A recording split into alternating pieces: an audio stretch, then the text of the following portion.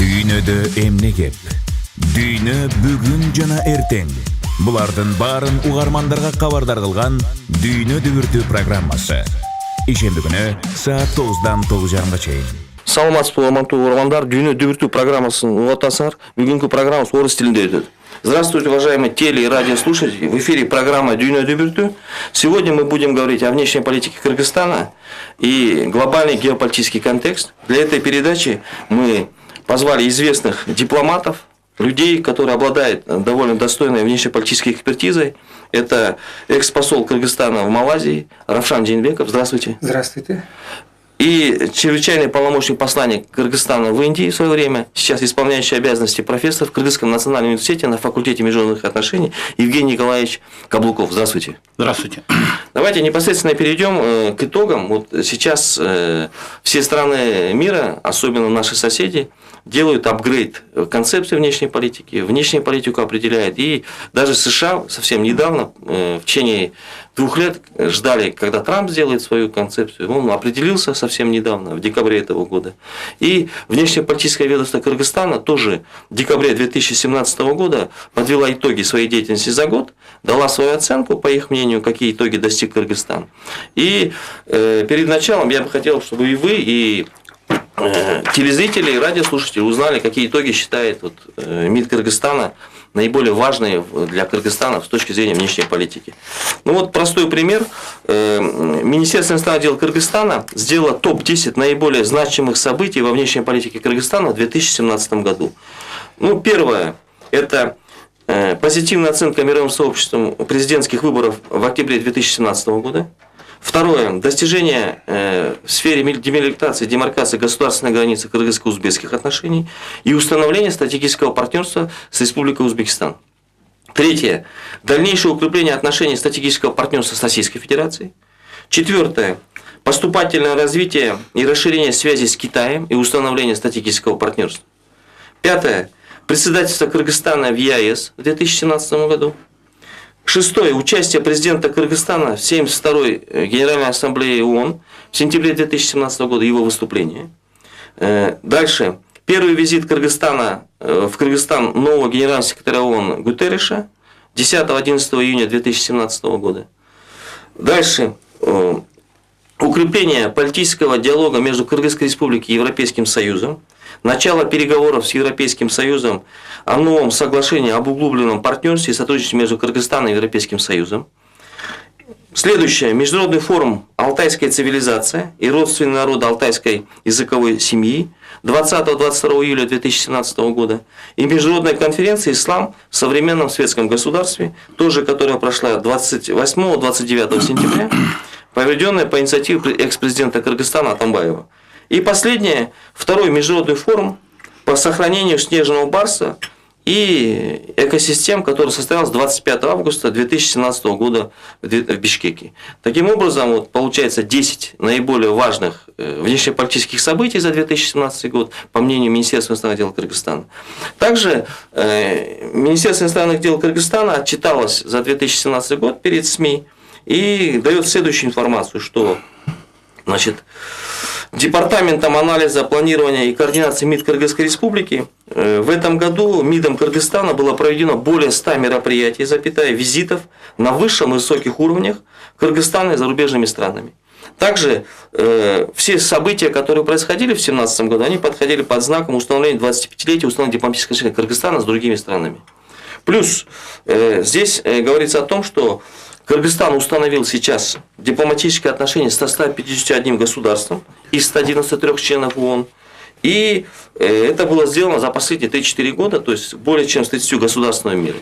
Дальше здесь же также говорится о том, что Кыргызстан стремится стать в будущем, в 2028-2029 году, стать непостоянным членом Совета Безопасности ООН. И это, насколько мне известно, вторая попытка. Да? Для того, чтобы избраться непостоянным членом Совета Безопасности ООН, необходимо набрать из 193 членов ООН государств 129 голосов. И Кыргызстан в этом направлении работает, и названо, что основным конкурентом являются Филиппины. То есть работа ведется. Мы сейчас знаем, что вот с 1 января 2018 года месяц в Совете Безопасности председательствует Казахстан. как международная организация. Также здесь говорится о том, что Министерство иностранных дел Кыргызстана активно работает на направлении, на арабском направлении, на запад, на восток, то есть все направления, которых есть. Поэтому у меня как бы к вам такой вопрос. Как вы оцените вообще внешнеполитическую деятельность Кыргызстана вот, за 2017 год? Давайте с вас начнем. Да, лучше с профессора. Нет, ну что, как я оцениваю, в общем-то, вот результаты министрам доложены, и, в общем-то, все то, что вот министр объявил, все это находится в русле вот, нашей концепции внешней политики, особенно, если вы помните, когда принималась концепция устойчивого развития, да, или национальная стратегия устойчивого развития Кыргызстана, да, там как раз есть глава «Новое понимание внешней политики». И вот как раз там все вот эти вот ориентиры там обозначены. То есть это шло как раз вот осуществление того, что было намечено в этом документе. Угу. То есть, как бы позиция вам определена, да? Да, то есть это было определено, и Министерство иностранных дел, то есть, как основной орган, который реализует внешнюю политику государства, вот реализовывал все эти положения. Ну, здесь, видите, вопрос в чем еще? То, что соседи наши все, они делают апгрейд сейчас всей из концепции внешней политики, доктрины, чтобы отвечать современным вызовам и угрозам. Вот современная концепция внешней политики Кыргызстана, она соответствует тем вызовам, угрозам и той геополитической ситуации, которая сейчас есть в мире? Нет, ну вот знаете, вот, конечно, концепция, последний вариант концепции внешней политики, он был принят, насколько я помню, в 2007 году. Естественно, за это время, за 10 лет, там произошли большие изменения на мировой арене, и вот это как раз привело к тому, что вот национальной стратегии устойчивого развития была дана глава вот новое понимание внешней политики, и одновременно Министерству иностранных дел, насколько я знаю, там заложено это тоже в концепции, значит, дано поручение подготовить новый текст концепции внешней политики Кыргызстана. Насколько я так знаю, сейчас в МИДе идет активная работа над этим документом. Ну, я думаю, что в этом году как раз он где-то в ближайшие там месяцы, значит, будет представлен. Спасибо. Вы, Равшан, как думаете? Ну, я немножко по-другому смотрю, чем наше Министерство иностранных дел на успехи и провалы нашей внешнеполитической деятельности, потому что наше министерство или наше правительство всегда больше отчитывается о каких-то протокольных мероприятиях. Я бы сказал, что внешняя политика – это всегда продолжение внутренней политики. И внешняя политика, она должна служить решению внутренних социальных, экономических и политических проблем. В большинстве случаев, по крайней мере.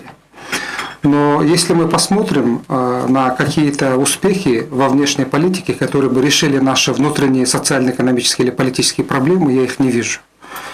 Какая была тяжелая экономическая ситуация, такая остается. Независимо от того, что идет экономический рост, то я могу сказать, что это всего лишь какие-то неверные цифры или цифры, которые придуманы нашим правительством. Вчера заявили, что 4,5% роста экономики Кыргызстана, когда хочется задать вопрос, что тогда почему падает ВВП на душу населения. То есть внешняя политика, она должна решать вот такие вопросы внутренние. Если мы посмотрим на успехи прошлого года, то я бы сказал, не те успехи, которых перечислил Министерство иностранных дел. Это все протокольные мероприятия. Атамбаев туда съездил, или тот прилетел. Это разве успехи? Это не успех, это протокольные мероприятия.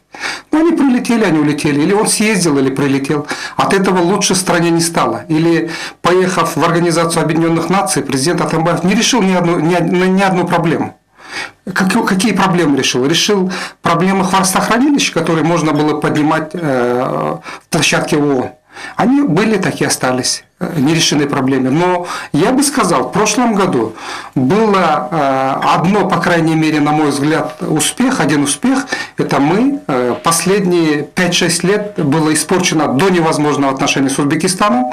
И в прошлом году мы начали исправление в этом направлении нашу внешнеэкономическую, внешнеполитическую деятельность. Ну, вот это и самом деле успех. Кыргызско-узбекские отношения, да? Да, Прорыв, это да? достаточно хороший успех, но не те, что перечисляет Министерство иностранных дел. Ну, кстати, у них есть в итоге, что кыргызско-узбекские отношения тоже один из вторых пунктов. Ну, это да, это успех. То есть то, что мы 26 лет не делали, за каких-то год мы Да. с космической скоростью прошли. Это успех в самом деле. успех, да? А другие я бы не сказал успех. Мгм. Ну, а то, что вот Европейский Союз будет соглашение подписано. Ну, соглашение более не 300 подписано. Ну, Соглашение они не работают. подписано. Я достаточно владею информацией.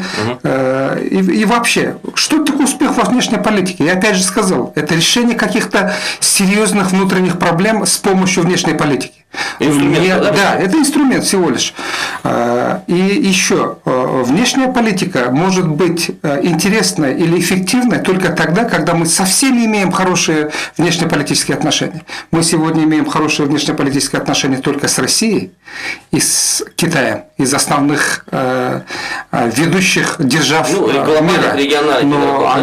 где Европа? Кроме Германии, к нам никто не прилетел, никто не имеет никаких нормальных отношений. А где Соединенные Штаты Америки? Ну, вот здесь Могерини приезд был. Ну, я бы не сказал, что это... Ну, как, ну, хорошо, давайте Вопрос в том, что где соглашение. Соглашения с Европой нет у нас. Соглашение с Соединенными Штатами Америки еще не подписано. Последние 3-4 года мы расторгнули соглашение, но мы их не Ну, про подписали. США давайте чуть попозже, и остаться. Вот давайте про Европейский Союз. Да, вы. Про Европейский Союз? Звонок в студию сейчас. Секундочку, да, пожалуйста. Классный У нас звонок в студию, пожалуйста. Айдернис, говорите. Здравствуйте. Здравствуйте. Представьтесь, пожалуйста. Я вам звоню из города Канта. Да, представьтесь, пожалуйста. Меня зовут Ханыбек. Ханыбек, доброе утро. Доброе утро. Вопрос у вас, пожалуйста. Вопросы. И я сначала хотел вот тоже дать ответ на ваш... Вот вы прочитали там в начале успехи наши внешнеполитической арене также. Да. Я, например, тоже вот не считаю, что у нас в прошлом году были успехи. Полнейший кризис. Вот один пример. Например, вы сказали, да, вот даже как с Узбекистаном, будто бы отношения у нас сейчас хорошие, что это тоже успех. Нет, это не наш успех. Это успех президента Узбекистана, понимаете? Хорошо. Можете вопрос, Ханыбек, задать? Все-таки у нас гости в программе. Я слушаю ваших гостей внимательно, понимаете? Ну, вопросы, если у вас есть, можно? Есть. Дайте, пожалуйста. Как вы думаете, вот обе гости, или вот я бы предпочел бы ответ Равшана Джинбекова. Равшан Барбекович, как вы думаете, отношения с Казахстаном улучшатся дальше, или же опять же наш экс-президент будет мешать этому развитию? Спасибо большое. Все. Спасибо. До свидания. Спасибо. Хотя наше правительство, наш новый президент в последнее время достаточно направляют много усилий в решение казахско-кыргызского конфликта, но я бы не сказал, что вопрос решен. Хотя и официально, и через средства массовой информации подают, что все вопросы решены, все проблемы решены, все будет хорошо. Нет. Как человек, который достаточно серьезно анализирует и читает очень много средств массовой информации, я могу сказать, что у меня нет инсайдерской информации. Я, на самом деле, не знаю, что происходит внутри правительства нашего и внутри казахского правительства. Но как эксперты, как аналитики, мы можем сказать, что вопросы не решены. Внешне какие-то шаги, какие-то процессы есть, но внутренние проблемы, которые были, они остались. Какие условия будут ставить казахская сторона? Я абсолютно уверен, казахская сторона будет ставить условия, чтобы экс-президент Атамбаев не вмешивался во внешнюю политику и во внутреннюю политику Кыргызстана. Я думаю, это самое главное условие. Да, вопрос еще был такой момент, будет ли дальнейшее улучшение казахских отношений? Вот я и говорю, что если этот вопрос в ближайшее время не заметят наши партнеры казахи, особенно президент Назарбаев, то я бы не сказал, что вопросы будут решены. Тем более они сегодня поставили условие, что границы будут контролированы Казахстаном, Кыргызстаном и Россией, и это достаточно серьезное таможенное условие и для нас, и для Казахстана, и для России. Спасибо. Вы как думаете? Нет, после того кризиса, который возник у нас в отношениях с Казахстаном в прошлом году, конечно, трудно рассчитывать, что сразу же все в связи с приходом нового президента, сразу же все вопросы будут сняты. Но острота проблемы, она снята. Вот. И сейчас идет такая ежедневная работа по улучшению, расширению наших отношений так сказать, наши проходят встречи на высшем и на высоком уровне. И я, в общем-то, считаю, что действительно будет улучшение, потому что это нужно не только нам, это нужно и Казахстану тоже. Ну вот для объективности дам информацию, что готовится документ с Европейским Союзом Кыргызстана, будет более 300 страниц, и он будет подписан в взаимоотношении с Европейским Союзом на 15-20 лет. Нет, то есть, да. Что касается казахских отношений, вот у меня такой маленький момент есть. Есть такая интересная вещь, вот если брать экономическую статистику, мы члены ЕАЭС, в рамках ЕАЭС у Казахстана положительное торговое сальдо только с Кыргызстаном. Они в минусе с Белоруссией, с Россией, и это тоже как бы накладывает определенные такое, скажем, направление на кыргызско-казахские отношения. И еще один момент, часть экспертов пишет сейчас, и российских, и западных, о том, что вот кыргызско-казахские отношения, обострение, которое было осенью и зимой 2017 года, она все-таки сильно повлияла на Казахстан, потому что Казахстан начал терять свое лидерство в регионе, его место занимает Узбекистан. Как вы к этому относитесь? Ну, во-первых, я начну сначала с Европейского Союза, который здесь поднимается вопрос. Вы понимаете, что Европейский Союз до визита от Могерини и до того совещания, которое прошло в прошлом году, Европейский Союз, Центральная Азия, у Европейского Союза был иной подход к странам Центральной Азии, нас рассматривали как реципиентов. То вот, мы были реципиентами? Нет, мы были, да. Но вот, подождите, Равшан, я говорю в общем о Центральной Азии. То, что заявляла Могерини, да? Вот сейчас, естественно, Европейский Союз поменял свой подход к региону Центральной Азии, и Могерини об этом заявила, что Европейский Союз рассматривает теперь наши страны как партнеры. И вот в этой связи, естественно, будет готовиться новый документ. Ну, конечно, по сравнению с другими государствами Центральной Азии, я вот согласен с Равшаном, да, мы еще так и останемся реципиентами, потому что ни в экономике, ни в финансовом отношении, мы не одни, да, ни в идеологии, мы не одни, да, там рядом еще кто-то есть, но это другой вопрос. Но факт тот, что будет меняться отношения, ну и вот хорошо, если в этих меняющимся подходах, в общем-то, найдем какую-то свою нишу. Тут тоже, в общем-то, мы сами должны поработать. Да? Да, я знаю, что в Министерстве иностранных дел есть человек, который занимается вот сотрудничеством с Европейским Союзом. Наверное, эта работа, уже начата после этого. А вот по Казахстану что? Вот по Казахстану, знаете, то, что случилось с Казахстаном, конечно, это... Я прямо скажу, что это, конечно, вина нашего бывшего президента. Как глава государства, конечно, он не должен был заявлять такие вещи. В общем-то, в дипломатии, где существуют нормы международной вежливости, да, да, как рядовой гражданин, конечно, я, например, могу такое сказать, да, но извините, когда мы называем же братское государство, братский народ, братская республика. Ну, попытки не было вмешательства в политическое электоральное пространство Кыргызстана со стороны Казахстана? Ну, а была ли там попытка? Мы же не знаем, что прямо Назарбаев заявил, что он поддерживает прямо его и будет только на него работать, что ли? Насколько я знаю, всегда среди нас... Ну, вы считаете, Казахстан теряет геополитическое влияние в Центральной Азии как лидер региона или нет? А Узбекистан занимает его место? Или вы не Знаете, нет, пока еще идет борьба. Пока еще идет борьба, да. Пока еще идет борьба, и какого-то определенного лидера пока нет. Пока еще я не вижу. Хорошо, ваше мнение по этим экспертным оценкам? Правильно, неправильно? Я бы разделил действия Атамбаева по случаю в конфликте с Атамбаевым на две вещи. Первое, то, что Атамбаев реагировал на принятие Назарбаева одного из кандидатов в президенты, это абсолютно верно. Потому что и Россия, и Казахстан, наши богатые соседи, они всегда вмешивались в наши выборные процессы. То есть экс-президент был прав в том, что он защищал политическое электоральное пространство? Он абсолютно был прав. И то, что он поставил казахского президента на место, и если бы поставил еще и Кремль на место, было бы еще лучше. Но, то есть, к сожалению, в этом отношении, надо сказать, да, как бы четко оценить. Да, они всегда вмешивались. Я как политик официально заявляю, что они всегда вмешивались. Но Они не должны и не имеют права вмешиваться в наши процессы выборные. Это правильно. Это правильно. Даже Но- в США с Трампом, да, сколько Да. разговоров, Да. вмешательства на них. Так и США у нас туда нет, вмешивались. США никогда не вмешиваются, Да, в отличие ладно. от вас. Вы Не прекращайте Даже я эти вам вещи, да. представлю слова, давайте. США, европейские страны никогда не вмешивались, они всегда вели себя достаточно корректно. А вот немножко переборщил, это другое дело, да. А что касается Теперь лидерства? насчет лидерства Казахстана и Узбекистана, я бы сказал, что у Узбекистана есть шансы стать лидером Центральной Азии, если Ну, идет очень мощно, пойдет да? такой процесс, какие сегодня происходят в Узбекистане, они в самом деле могут стать лидером в Центральной Азии. Но есть но. Тенденция есть. Я бы сказал, что я думаю, что есть такое понятие, не в политике, но можно и в политике говорить. Медовый месяц президентства. То есть сегодня происходит медовый месяц президентства Мирзиёева. Если он те реформы, которые сегодня начинает, завершит, не поменяет свой курс в сторону авторитарности, то они в самом деле могут стать. Но я боюсь, что они не смогут, потому что соблазн авторитарности слишком большой, привлекательный для президента Узбекистана. И мне кажется, тем более институциональная память есть, да? мне кажется, вероятность того, что он станет достаточно сильным авторитарным лидером, достаточно большая. Хорошо, спасибо. Тогда вот такое еще вот есть экспертное мнение, что сейчас геополитическая Центральная Азия пришло в геополитическое движение.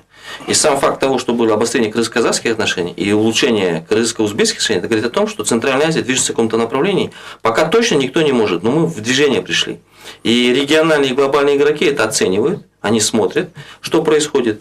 И у них сразу возникает такой вопрос. Вот есть часть западных экспертов, которые считают, что без Кыргызстана и Узбекистана, которые создали геополитический тандем, да, так скажем, невозможно не переформатировать, не переинтегрировать пространство Центральной Азии. Потому что Таджикистан геополитические ожидания, он зажат сейчас, у него очень трудно, он не решил войти в ЕАЭС или какие-либо другие, но экономические интересы у них проходят через территорию Кыргызстана, Узбекистана и Туркменистан, который, в принципе, ну вот как некоторые эксперты пишут, не интересен ни региональным, ни глобальным игрокам, потому что как бы геополитическое положение не определяется. Как вы к этому относитесь? Правда или не правда? Нет, ну, во-первых, тут надо посмотреть, что отношение к региону в целом, да. Вообще Центральная Азия со времен распада Советского Союза никогда не представляла собой целостный единый регион. Тут, скажем так, нельзя было делать такие подходы, потому что мы были все разные. Мы оказались после распада Советского Союза все на разном уровне развития, и поэтому проведение какой-то единой политики, в этом вопрос и не стоял. И до сих пор, в общем-то, в регионе у нас происходит такое броуновское движение, вот, и скажем, вот до сих пор не определился лидер в регионе, хотя вот у Узбекистана есть тенденция, но я думаю, что Казахстан тоже спать не будет. Ну, к вашим словам, я приведу данные. За 2017 год товарооборот между Узбекистаном и Кыргызстаном составил примерно около 280 миллионов долларов. Такого не было за 26, ну, я говорю, конечно, открытые данные, не контрабанду и так далее. Не было такого. На 2018 год между Кыргызстаном и Узбекистаном запланировано увеличение товарооборота до 500 миллионов долларов. Это почти вдвое, да?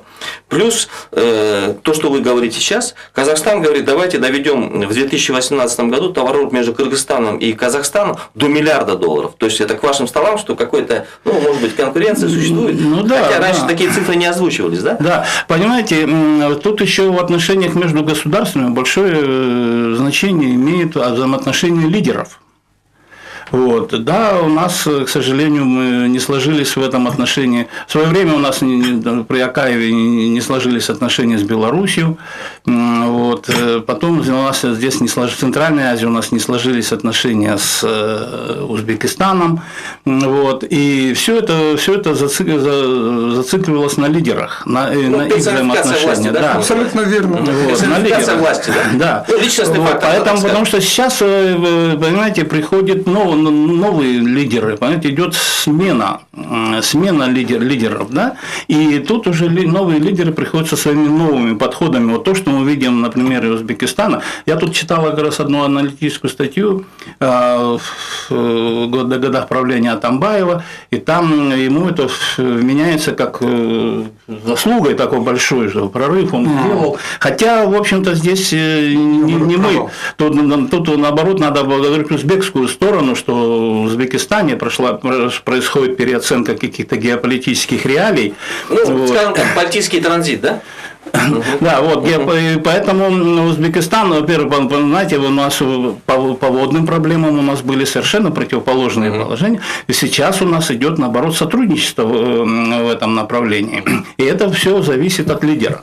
Хорошо, вот к вашим словам, есть такая оценка экспертов. Дело в том, что, с одной стороны, Узбекистан занимает выгодное геополитическое положение, он граничит со всеми 5 странами Центральной Азии, но у него есть и геополитическая дихотомия, что нет у Кыргызстана и у Таджикистана. Заключается в чем?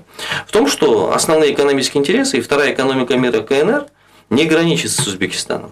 И чтобы Узбекистану найти прорыв ко второй экономике, сопряжиться с проектом «Китайская мечта. Один пояс, один путь», ему необходимо транзит через Кыргызстан и Таджикистан. И вот одной из причин, то, что вот он как бы действует в этом регионе, это является вот задачей. Как вы к этому, Равшан, относитесь? Это правда или все-таки это такие чисто экспертные оценки, которые не соответствуют ситуации? Можно сказать и да, и нет. Нет. Почему? Потому что господин Каблуков только что сказал, что, к сожалению, в таких странах, как Кыргызстан, Казахстан и Узбекистан, внешняя политика всегда заложник персонифицированных авторитарных президентов. Если даже многие национальные проекты, даже вот такие, как вы говорите, Узбекистан через Кыргызстан хотел бы выйти на китайский рынок, да, или наоборот. И Таджикистан тоже. Да, или наоборот, да, это не важно, но они могут не осуществиться в реальные проекты из-за амбиций, из-за некоторых авторитарностей президентов Центральной Азии. Поэтому нет в этом плане. Да, в том плане, что в самом деле выход Узбекистана в Китай или выход Китая в Узбекистан через Кыргызстан отвечает национальным интересам и Китая, и Узбекистана, это верно. Это и аналитики говорят, и эксперты говорят, и мы просто обычные граждане, мы тоже видим, что если будет железная дорога через Кыргызстан в Узбекистан, это отвечает и интересам Узбекистана и Китая. Спасибо. Ну, можно я еще добавлю, пожалуйста. знаете, вот эта дорога, действительно, разговоры об этой дороге идут очень давно, но, к счастью, в последнее время дело сдвинулось с мертвой точки с приходом нового лидера в соседнем государстве. И действительно, Узбекистану важно вот это вот направление, прямой выход, но здесь еще эта дорога будет иметь еще одно геополитическое значение, что уже здесь интерес к этой дороге предъявляет Афганистан и Таджикистан, то есть и Китаю тоже важно, чтобы через нас выход на Афганистан, а там дело еще более другое касается, другой геополитической проблемы. Вы знаете, что, например, наш стратегический партнер в прошлом году, президент Атамбаев, был в Индии, и там был поднят уровень наших отношений до стратегического.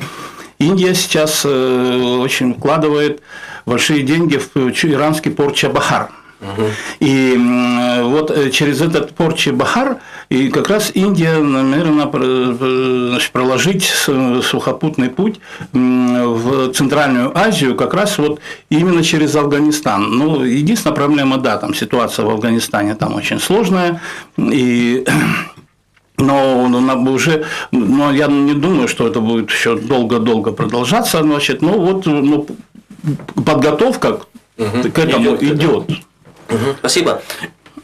В эфире программа «Дюйна дебюту».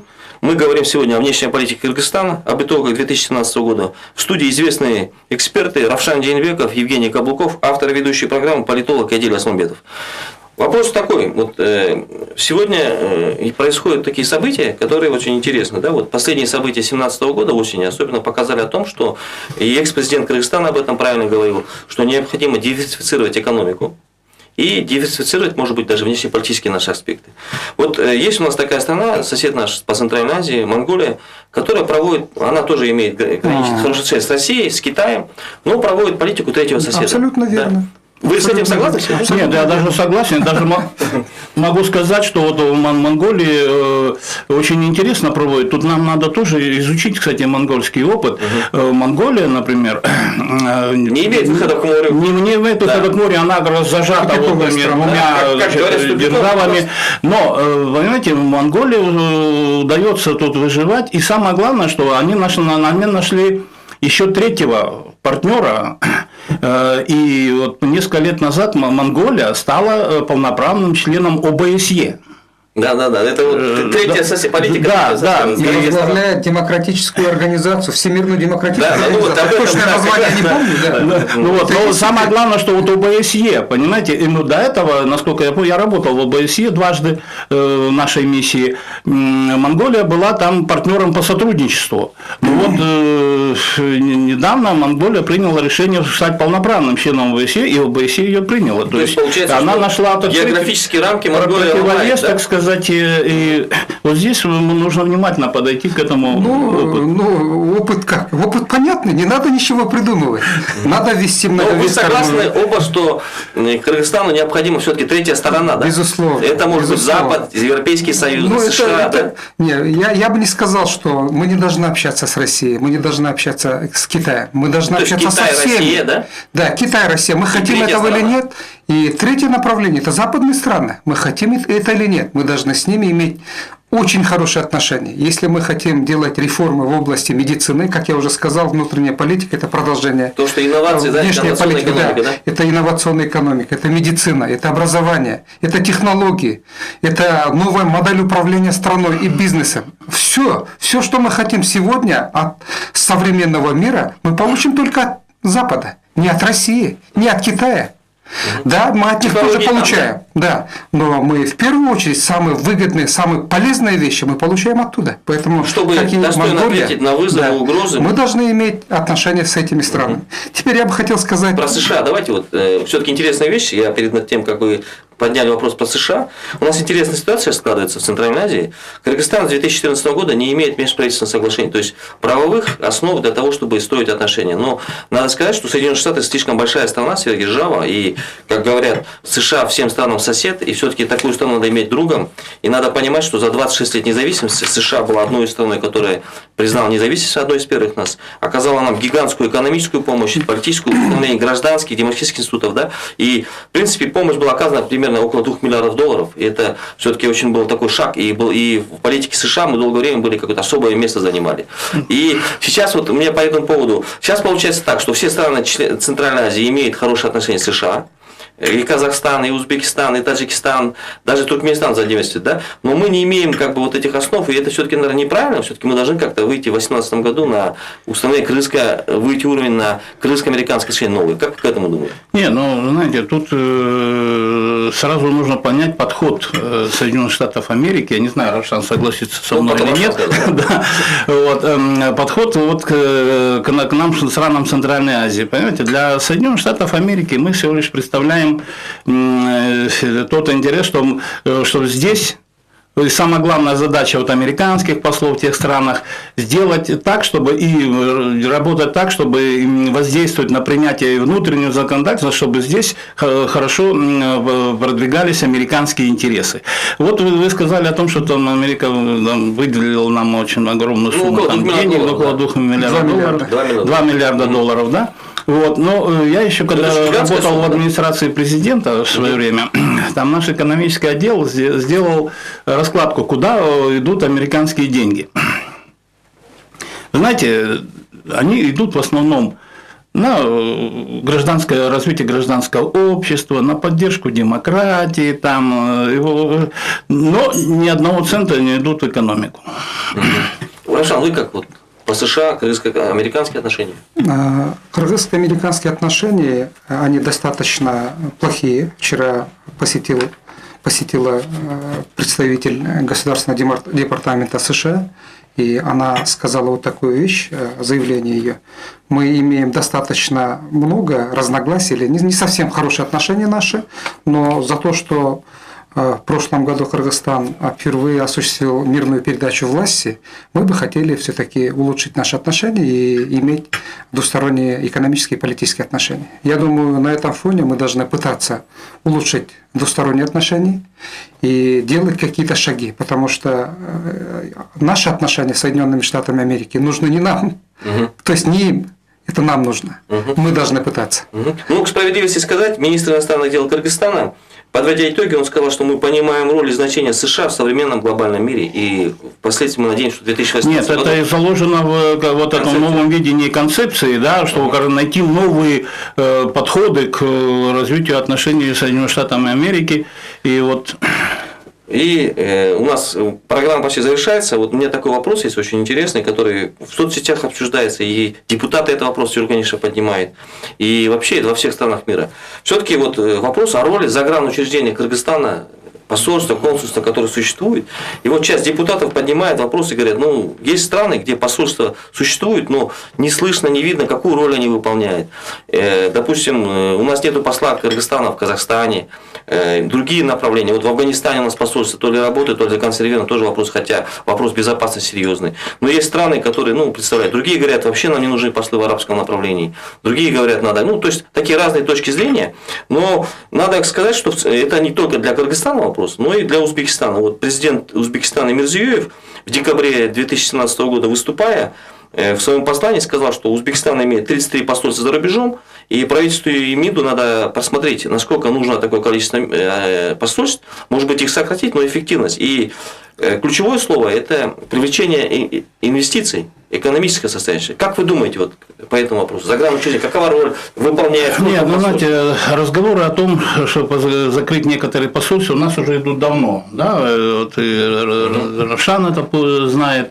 Давно поэтому я задаю, как действительно, дипломат, действительно, посольства наши, в общем-то, открываются в таких странах, где у нас идут какие-то отношения, не просто политические, но там и экономические, там где-то диаспоры есть и так далее, и так далее. Ну, здесь вопрос об оптимизации, конечно, стоит на повестке дня, но я вот иногда всегда, когда читаю такие вещи, всегда, значит, там очень много таких дилетантских соображений, даже со стороны депутатов, наших депутатов. Я вот недавно я прочитал, один из наших депутатов заявил о том, что надо из Душанбе посольство переносить в Ходжент, потому что там связи в основном там с Ходжентом, с Душанбе там вообще ничего нет.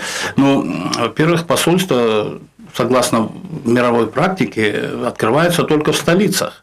И если уважаемый депутат хочет, чтобы там Ходжентом, то там можно открыть генеральное консульство. И там. Ну, вообще, как вы оцените загранучреждение? Деятельность, вот она сколько? Нет, ну, во-первых, есть же понятие дефицит бюджета, все. Да, во-первых, наши загранпредставительства, конечно, находятся на голодном пайке. То есть тяжело, да? И знаете, вот в этом отношении, вот когда при таких разговорах очень многие считают, что представляет Кыргызстан как Советский Союз, да, чтобы активно там вряхиваться в мировую политику. Нет, Кыргызстан относится к категории малых стран, и тут должны быть несколько совершенно другие подходы к осуществлению внешней политики. То есть приоритеты должны быть? Да, должны быть, во-первых, приоритеты, и вот основной прорыв делать вот там. Вот. И действительно, Кыргызстан, как страна, которая не имеющая ни экономической, ни финансовой, даже ни идеологической такой силы, вот, она не может там решать, вмешиваться в решение всех мировых проблем, да? Но вот в соответствии со своими национальными интересами на каких-то направлениях, да, и вот там нужно иметь, и там все это посольство делают, открывают посольство, и там, и с другой стороны, штат у нас посольств маленький. Спасибо. Вы, быть послом – это гордость. Но быть представлять послом, страну, да? Да, это гордость, на самом деле. Я вот как бывший посол могу сказать. Но быть послом Кыргызстана в стране пребывания – это не совсем приятно, поверьте мне. Когда страна бедная, во всем ограничена, и ты представляешь как комплексованную страну, как Кыргызстан, который не имеет никаких ресурсов, это очень тяжело. Мы даже не имеем возможности отмечать День независимости Кыргызстана. И это, в самом деле, трагедия для нашей страны, для наших послов. То есть надо пересмотреть все-таки. Конечно, да, это неправильно. Финансирования нету, никогда не было финансирования. Послов заставляют, чтобы они искали деньги. Вот представьте, посол бегает и ищет деньги для того, чтобы провести День независимости Кыргызстана в Малайзии, да? Или еще в какой-то другой стране. Я думаю, это просто позор. Но я бы хотел в конце сказать, что насчет внешней политики Кыргызстана сделать короткий вывод. К сожалению, наша внешняя политика зависима от Кремля. Это очень плохо. Наша внешняя политика сегодня корректируется Кремлем. Они вмешиваются в нашу внешнюю политику. Второе, появился новый фактор. Внешняя политика сегодня стала зависима от интересов и взглядов бывшего президента Атамбаева. И это тоже очень плохо. Спасибо. Вы? Коротко очень, да, только? Знаете, я не стал так категорично говорить, как сказал Равшан. Вот, я могу там привести много примеров, что вот, но я, честно говоря, никогда не работал на российском направлении, что я только по Востоку, поэтому я не могу сказать, но я единственное могу сказать, что мы, в общем-то, не сателлиты России, и у нас есть свои национальные интересы, и мы, в общем-то, всегда поступаем. И, кстати, об этом свидетельствуют и голосования наши, и некоторые голосования в ООН. Ну, мы можем сказать, вот вы согласитесь, что все-таки есть какие-то подвижки во внешней политике Кыргызстана, которые надают такую надежду, что мы будем все-таки такой развитой и все-таки иметь геополитический вес. Ну, надежда есть. Надежда есть, но фактически каких-то изменений. Ну, в будущем надеемся. Внешняя политика всегда была зависима от Кремля и от президента, особенно авторитарных президентов, и таким она и остается сегодня. Ну, давайте на этом программа «Дүйнө дүбүртү» завершается. Мы сегодня говорили о внешней политике Кыргызстана. Все-таки давайте на позитивной основе закончим. Я надеюсь, что Кыргызстан, как суверенное государство, займет свое место в мировом сообществе. Мы будем такой развитой демократической страной, имеющей геополитический вес. На этом вам большое спасибо за столь откровенные ответы. В гостях программы были дипломаты Равшан Джейнбеков и Евгений Каблуков. Спасибо вам большое. До свидания.